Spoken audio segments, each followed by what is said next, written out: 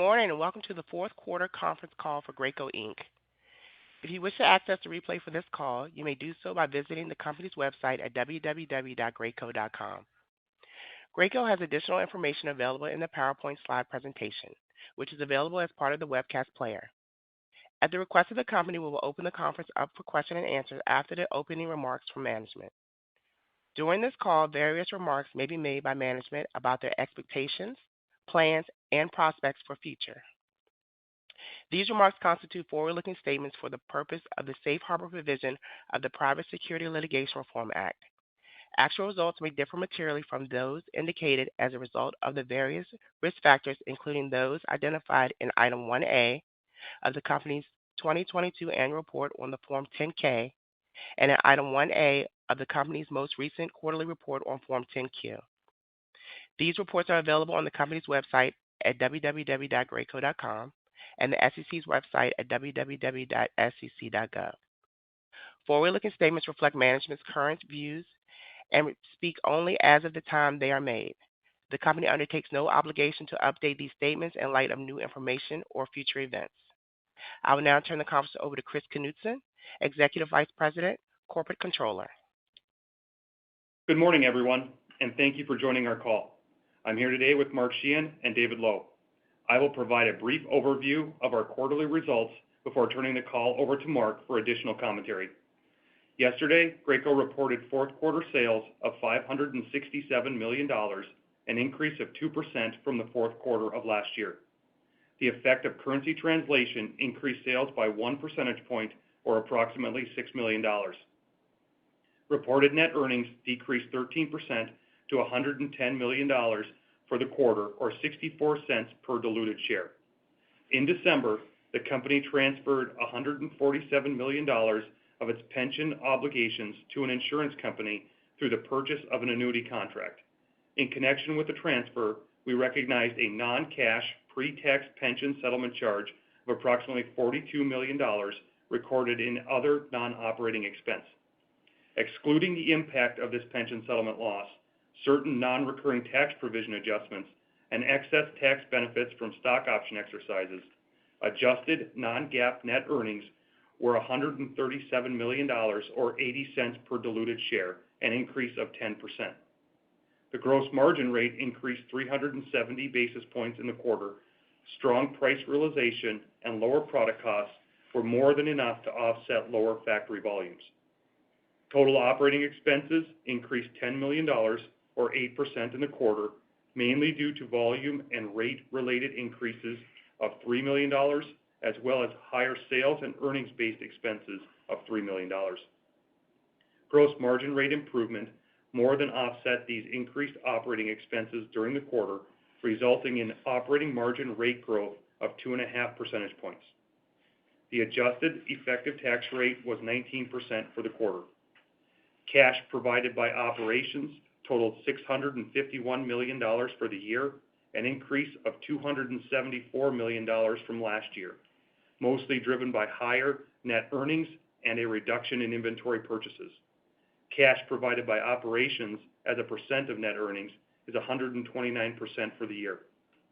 Significant year-to-date uses of cash include dividends of $158 million, share repurchases of $102 million, which were offset by share issuances of $60 million, debt repayment of $75 million, and capital expenditures of $185 million, including $108 million of facility expansion projects. A few comments as we move forward to 2024.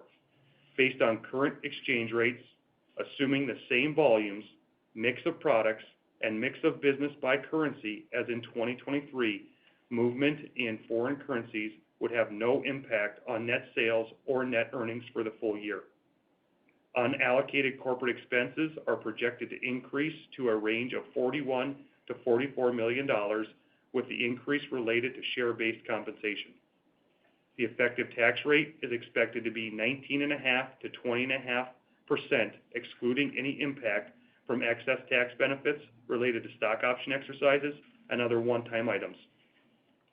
We expect capital expenditures to be approximately $120 million, with $60 million for facility expansion projects.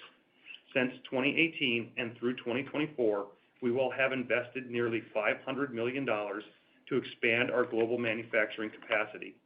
By the end of this year, we will have completed expansion projects for nearly all of our operations, which should set us up for several years of growth.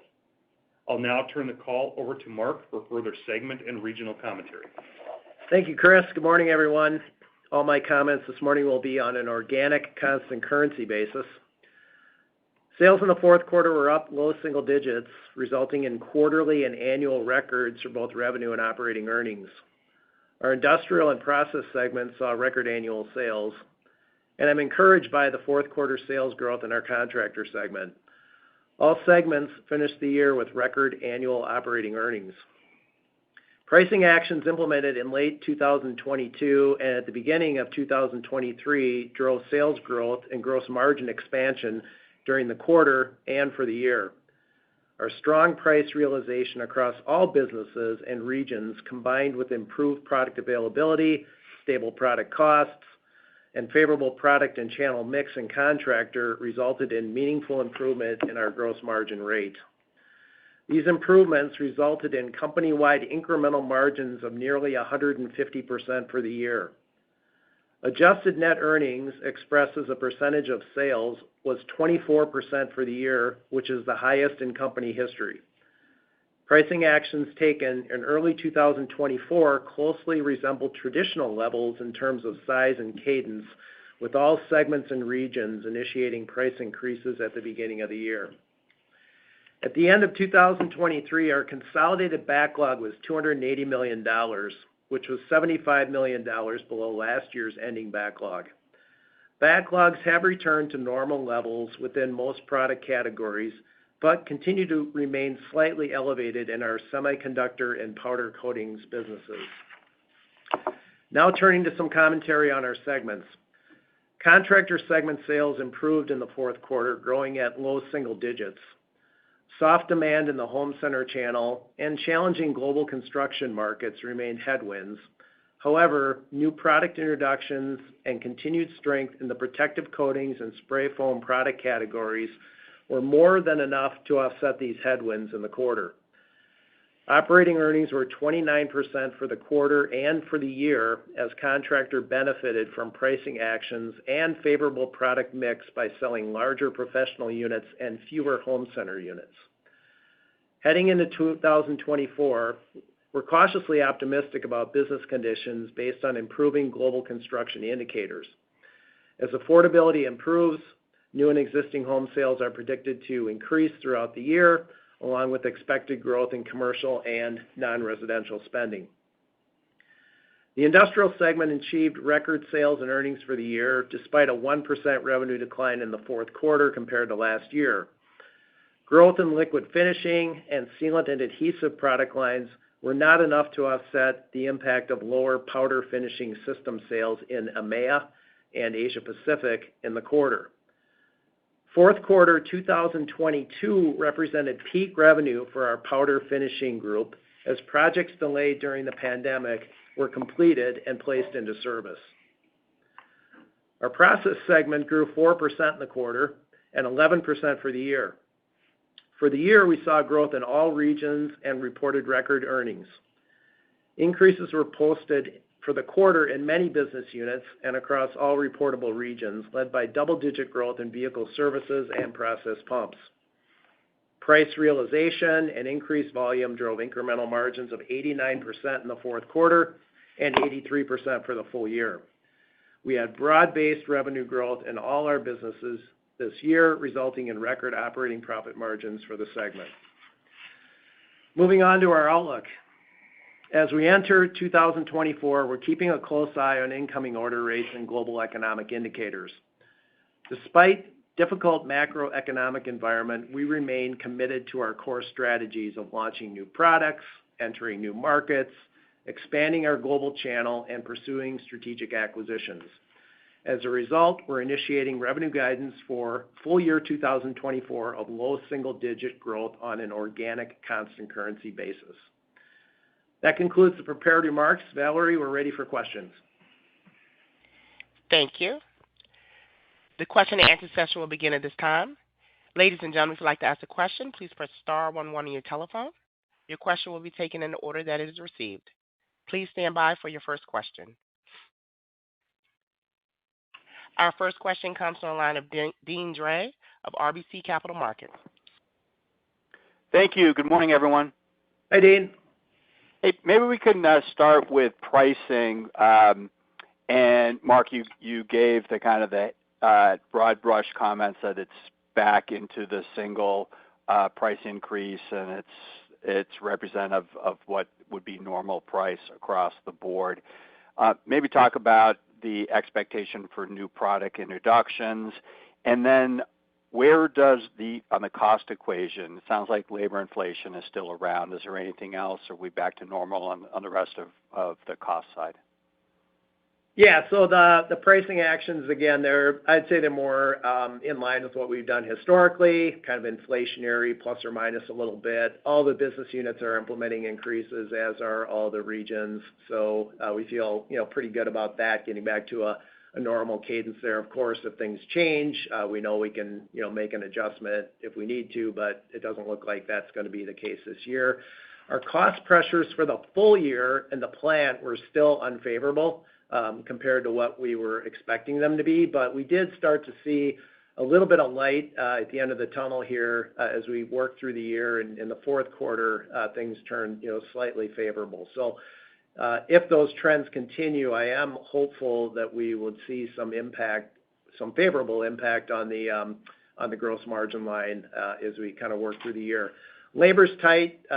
We did just raise our wages in line with what the market is, but even though it's tight, we have not really experienced any major difficulties in terms of attracting people to join Graco. It's a great company.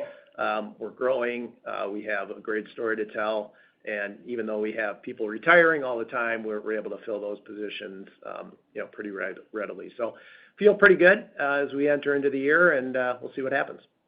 Great. And then just as second question, going to our favorite traffic light slide, can you just comment on the changes versus last quarter? So improved outlook in Industrials America, but Industrials Asia Pacific dipping, and Process Americas also has worsened. I know you touched on the powdered finishing impact, but kind of reconcile some of those changes with what's actually going on in the business and order expectations. Okay, this is David Lowe. How you David. doing, Dee?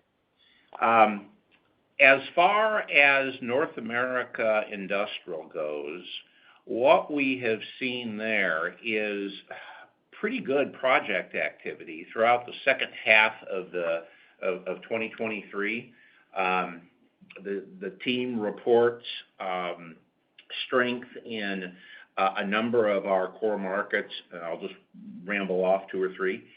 E-mobility has continued to be strong here in the home market, aerospace, solar panel, agricultural equipment, and we're hopeful that suggests that we're going to have positive momentum going into 24. So we thought that was worthy of refinement. I think on the industrial Asia Pacific side, we clearly have a mixed picture in Asia, and one of I'd say the most impacted markets for us has been, it falls into industrial, but it's the construction activity that drives powder coating applications.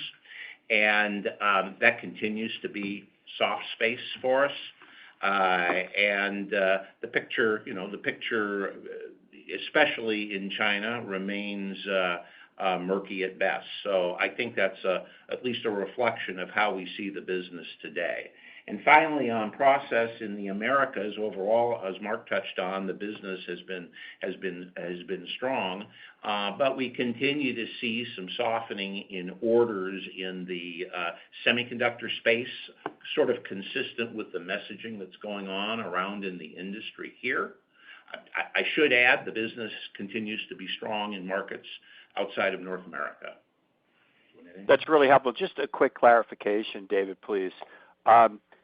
You mentioned the weakness in China. We had a company report this morning that referenced weakness in China no less than 14 times in their prepared remarks.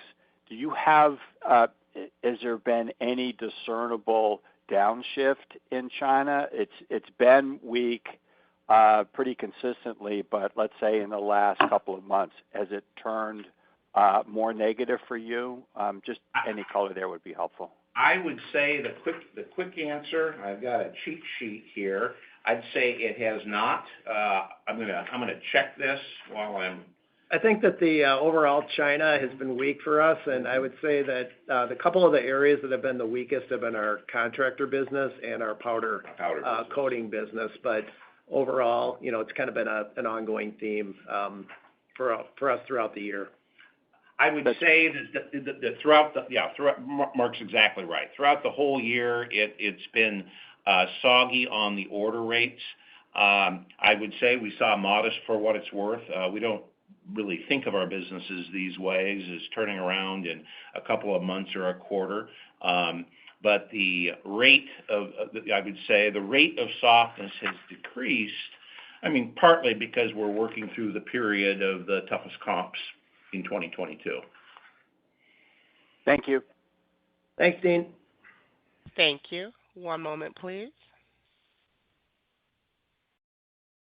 Our next question comes from the line of Michael Halloran of Baird. Your line is open. Hey, morning, everyone. Hi, Mike. So a couple questions here. First, 2023 was a massive year for margins across the board here. We're talking about more normalized price. How do we think about what the right run rate looks like as we work through this year? Process had a mini step down in the fourth quarter, but was 30% plus all year. Industrial's at these really large levels. You compare that to 22 and earlier, it was just a sea change. So is this sea change at this higher level the right run rate across the businesses, or should we be thinking about something different? Yeah, I feel good about it. I really think that the businesses are performing extremely well. I think the factories are doing well on lower volumes. It's really going to be a volume game for us here in 24. If we get volume growth, above what we're guiding, it's going to be pretty nice. We've got capacity to utilize, and I really feel like the factories are in good shape to be able to deliver higher revenue.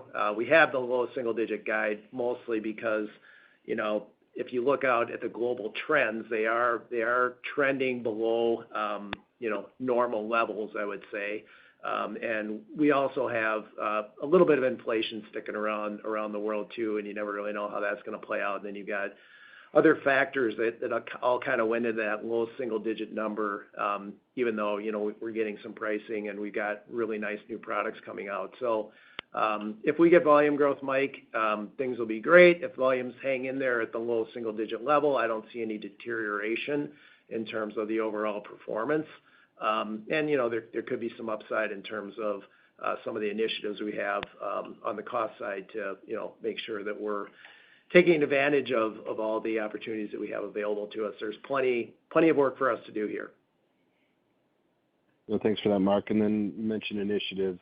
How do you think the internal M&A efforts are going? Maybe some conversations on pipeline, actionability, and any thoughts on the broader landscape on the M&A side?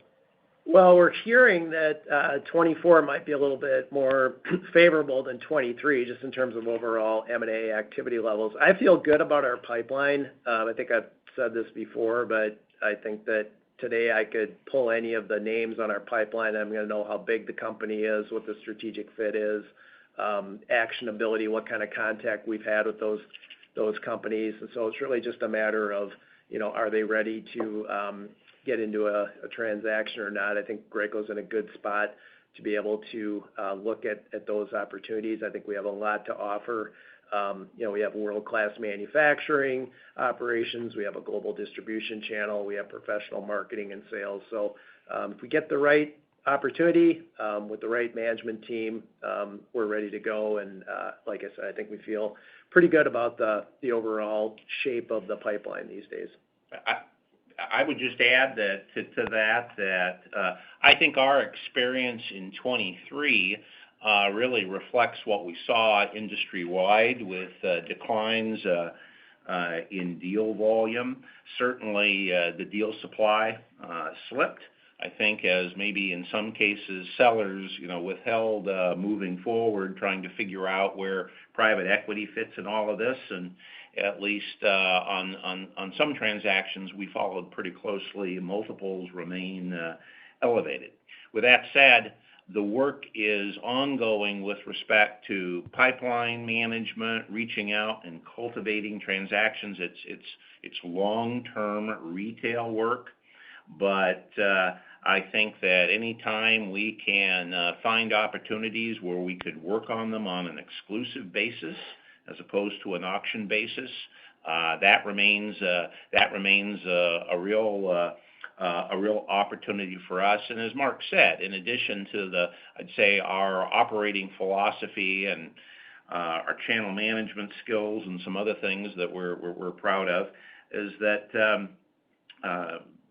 quite frankly, given our financial situation, when the opportunity comes along, we can move very quickly.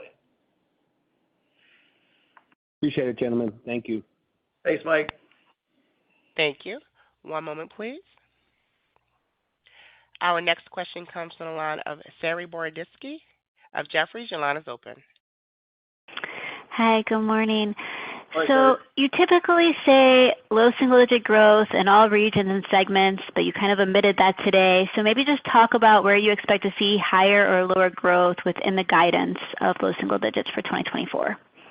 I don't think we've fine-tuned it. I think we just decided that we're going to go with the overall macro, and I think we're smart enough to know what's going to be up, what's going to be down. But I feel very confident at this point that overall that's where the number should be at. One of your customers talked about commercial sales maybe weakening in the second half of this year due to lower completions. Maybe just talk within contractor about how you're thinking about the resi and commercial completions within your guidance in 2024. Yeah, I do think that commercial is expected to slow down, but it's still going to grow in 24. At least that's what they're predicting right now. I'm probably a little bit more bullish on the residential side than maybe what some of the headlines are. I do believe that rate stabilization, the fact that the Fed's going to cut rates, gives people more confidence to purchase new homes, and I think that the builders are going to pick up on that, and hopefully we see more activity there. We also expect to see more turnover in the North America market once people can see that they're not going to be locked into these low mortgage rates, and maybe they can, move into new houses. I think that'll be favorable for our contractor business too. I'm also really excited about the new products coming out in CED. We had great success with the Quick Shot product that we launched last year. That really helped, and we've got some new products coming out here in 24, including a new line of electric sprayers, a new what we're calling a Pro Shot, which is basically taking that Quick Shot technology and applying it to all of our installed base of sprayers in the marketplace. We got some new guns coming out on the industrial side. We have a new gun coming out in the spray foam category. We have some two-component flooring products coming out in CED. So pretty excited about the launches that are happening in 24. It gives us, confidence that hopefully we'll be able to, grow the revenue in line with what we had projected. And I could just add one more. Your industrial margins at 37% in the quarter, I think it's the highest it's ever been. So maybe just think about that as a starting off point, how you're thinking about price cost in 2024, the volume impact, just how you're thinking about industrial margins as you think about 2024 and beyond. Thanks. Yeah, I think they can go higher if we get the volume. Like I said earlier, I think that there's a lot of capacity in the factories. Volumes have not been as strong lately as they had been historically. Most of the growth in 23 came from our pricing action, so there's no lid on the industrial margins that I am aware of. Great to hear. Congratulations. Thanks for taking my questions. Thank you. One moment, please. Our next question comes from the line of Joe Ritchie of Goldman Sachs. Your line is open. Thanks. Good morning, guys. Morning, Joe. So just my first question, like, look, I agree with what Mike said earlier, just the performance this year on the margins with really no volumes was pretty impressive. As I kind of think about your product cost initiative, how far along would you say you are? And maybe if you could just provide a little bit more color on how that's impacting margins as well, that'd be great. Are you talking about the purchased items in the factory when you say product cost? Yeah, it's just that you're continuing to lower product costs. I would imagine that you're, simplifying your line and also from a sourcing perspective, probably also benefiting. But any color that's really kind of driving lower product costs across your portfolio? Yeah, we have each of the business units has engineers that are looking for ways to take costs out of products. We do that continuously. And then, of course, when we launch a new product, a lot of times we're looking at how do we take costs out of the old one so we get kind of a double whammy there if it works the way according to plan. When it comes to the factory input costs, we did start to see a little bit of favorability creep in the late in the third quarter and into the fourth quarter in terms of what we call PPV, purchase price variance. And so if that trend continues here into 2024, I think that should be more or less a tailwind. At this point, I don't want to predict it, but we don't really see the big inflationary pressures hitting the way we have over the last couple of years. So our hope is that if we keep our price increase in line and we can do a good job on the cost, that there could be decent potential for gross margin expansion in 24. That's sort of what we've baked into our internal plans. Got it. That's great to hear. And I guess, look, you took a look across the different regions and your segments, and what does stand out to me is what's happening in the industrial segment in the U.S. or in the Americas. The growth has been really good, had been in 2023. I guess, we've been talking a lot and writing a lot about mega projects and ultimately what that means for industrial growth going forward, whether it's this year or next. How are you thinking about the investment that's happening in the U.S. and ultimately, like, when you start to see it flow through your own P&L?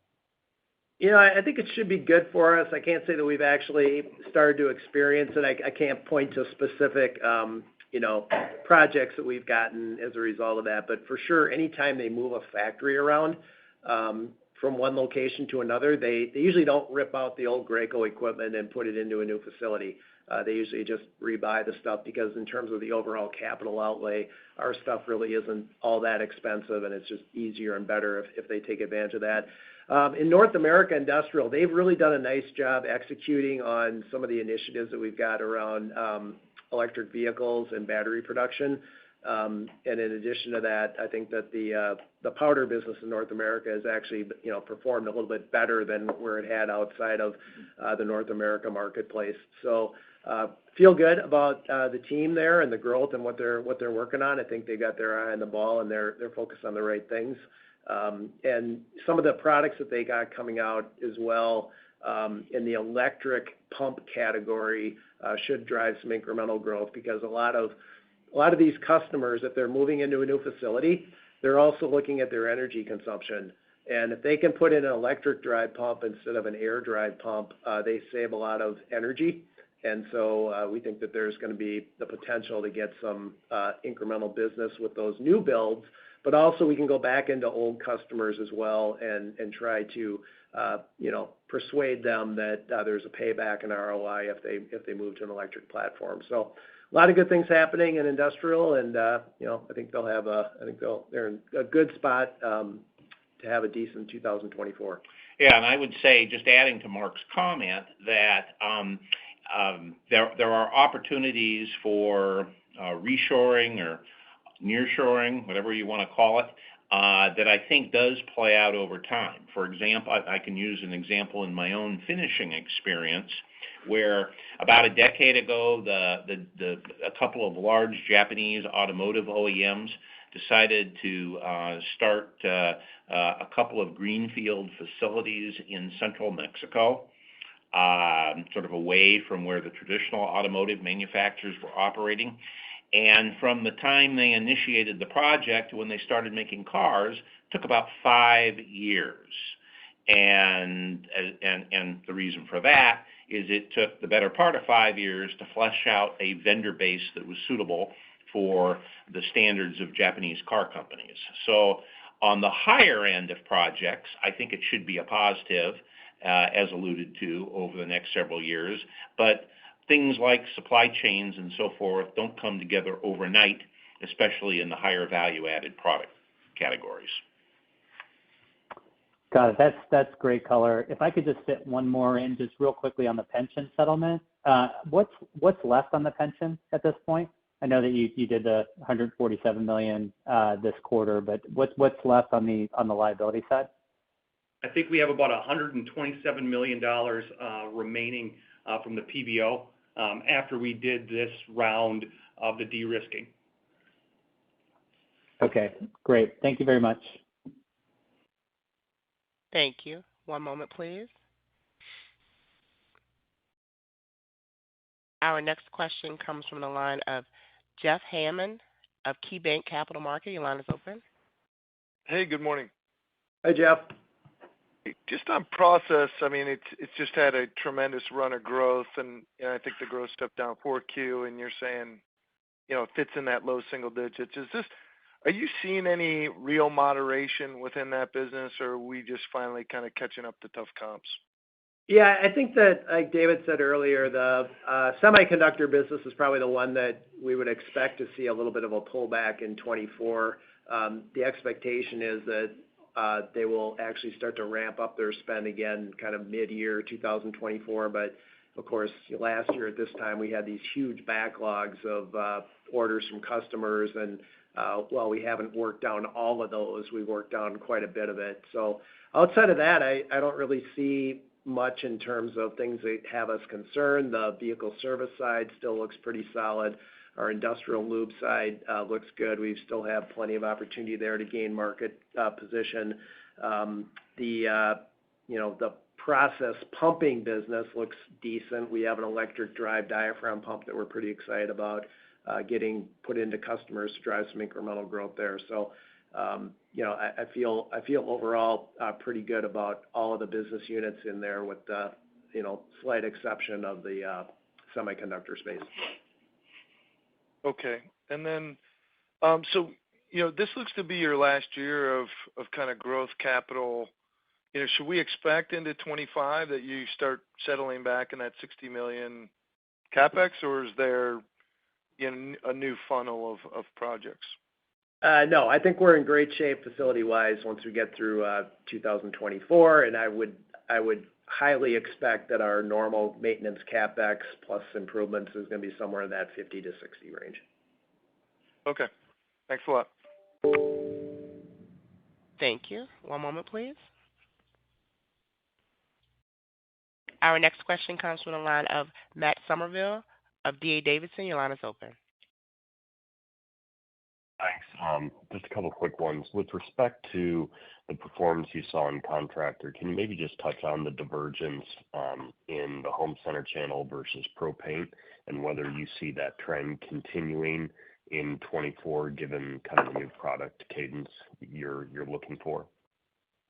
Yeah, I'll be honest with you, Matt. If, a year ago, somebody would have told me that full year CED is going to be up, or down 1%, I think we all would have said, we'll take that, just given all the doom and gloom that was out there in the marketplace. Everything from DIY was way overbought to the housing market's going to collapse and crater and, all that negative stuff. But, as I think I reminded people at one point, that business is made up of a lot of different things. And you've got line striping, you've got spray foam, you've got protective coatings, which are all kind of more in the professional camp, as well as all the pro sprayers that we sell through the professional paint stores. And that side, the pro paint held up probably better than what we would have expected. And then the other pieces that I mentioned were actually fairly robust with a lot of the infrastructure spend that's been going on, and opportunities to, go in and re-insulate homes, for example, with spray foam. So all in all, feel pretty good about that. I feel like the home center, in terms of their inventory levels, has gotten to a point where they're comfortable and they're at the level that they're seeing in terms of foot traffic in the stores. from a demand standpoint. So I feel like we've already been through most of the pain there in terms of reductions. We do have some new products going in there this year. We'll see what happens with that. If the level of activity remains where it is and we do a good job in the new products, we'd actually see some potential growth in the home center in 2024. We'll just have to see how things shake out. Got it. And just as a follow-up, how do you guys think about balance sheet optimization, especially, to the comment made earlier, this big multi-year kind of CapEx cycle for Graco, really starting to roll off in 24, essentially abating in 25, and yet you're sitting here with $500 million in net cash. How should we think about, whether or not you guys are likely to step up and get more aggressive with repurchases if the M&A, pipeline maybe doesn't play out as you hope? How should we be thinking about kind of optimizing the balance sheet for Graco? Well, for sure, top priority would be to do some acquisitions that make sense, strategic ones that we can add value, where we can put points on the board, that pay back nice rates of return for our investors. And I think David alluded to the fact that pricing has been a little bit of a challenge here. We'll see what happens. I like the pipeline. We will be active. That would be my top choice, and I think the top choice of our management team.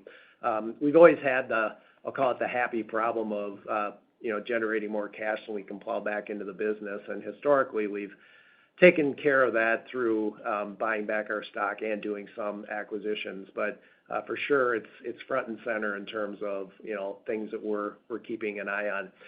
We do have $500 million in cash on the balance sheet, but we are a $14+ billion market cap company. So in terms of the overall leverage, it looks big, but again, given the size and scale of Graco, I don't really view it as a significant problem at this point. I don't think anyone has a gun to David Lowe's head or my head saying that we have to deploy that capital. We sure would like to.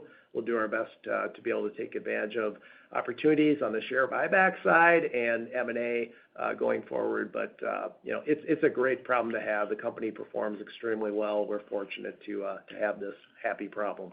So I should leave well enough alone because that's a good summary. I'll just add the two things. Number one, I think we like the flexibility that the position gives us to move quickly when opportunities and such come along. And some of you have heard me talk about before, while I don't think of our stock as a classic cyclical, Wall Street does because of the markets we serve. And what that means is from time to time, without a lot of change in our business, cyclical stocks go on a discount. And I think our record over the last couple of decades has been pretty good at buying in, most recently in 22, also in 20, back in 15 and 16, when we were, I think, experiencing a 30% haircut. And it's nice to know that remains a real option for us when the opportunity comes along. Got it. Thank you, guys. Thanks, Matt. Thank you. Again, ladies and gentlemen, if you'd like to ask a question, please press star 11 on your telephone. Again, to ask a question, please press star 11. One moment for our next question. Our next question comes from the line of Andrew Buscaglia of BNP. Your line is open. Hey, guys. Just looking at your margins, I think everyone's kind of trying to figure out if you can exceed the sort of watermark, which is you guys have had such strong margins this year on low growth. I'm wondering, you talk a lot about new products you're introducing. Is there, you're always introducing new products. Is this a greater kind of new product cycle we're upon? It seems like you have quite a bit of commentary on that. Yeah, I would say that for sure new products is oxygen for Graco, right? I mean, it's our primary growth lever. And I really do believe that this year in the contractor business in particular is a strong lineup of new products coming. And we also have, decent products in the other business units as well. So, if you were to take like an average of a new product year for Graco, this 24 looks like it could be a little bit stronger than average. Yeah, okay. Interesting. And is there a bit more pricing leverage, therefore, in contractor versus the other segments, both the price cost, but also this new product initiative, or not initiative, but new product expectation? I wouldn't say there's more pricing leverage. I would say that we are able to charge a nice price for new technology when we bring it to the marketplace. And, typically we're also looking to maybe reduce some of the costs if we're replacing a legacy item with something new. But, being the first to the customer with new technology is really the name of the game. And if you can do that consistently like we've been able to do, you really can drive more organic growth than say, other companies that are playing catch up. Yeah. Okay. And you're talking, I know acquisitions are your preference. How do we think about margins with new deals? Are these deals you're looking at, I'm assuming, would be margin dilutive, but can you just kind of remind us what your hurdle rates are and what your expectations are for that? Yeah, we don't really have a targeted, let's say, operating margin for a business that we're going to acquire, but for sure, in most cases, their operating margins are going to be below Graco's, or their EBIT margins or EBITDA margins. So what we're really looking for is a good business where we understand the product line, we understand the customers. We think we can bring some value, particularly on the operational side of the business, and take their existing margin rate and improve it over time. I think we've got good experience with the deals that we have done with that kind of a playbook, and that's really what we'd be looking for with M&A as we're scouring the market for opportunities. Okay, very helpful. Thank you. Yep. Thank you. If there are no further questions, I'll turn the call back over to Mark Sheahan for closing remarks. Okay, thanks very much. I'd like to thank our customers, employees, all of our channel partners around the world for a great year in 2023. Their dedication and loyalty and unwavering commitment to Graco is really what provides us with the winning edge in the marketplace. I thank you all for participating on today's call. That concludes the call for today. This concludes our conference call for today. Thank you all for participating and have a nice day. All parties may now disconnect.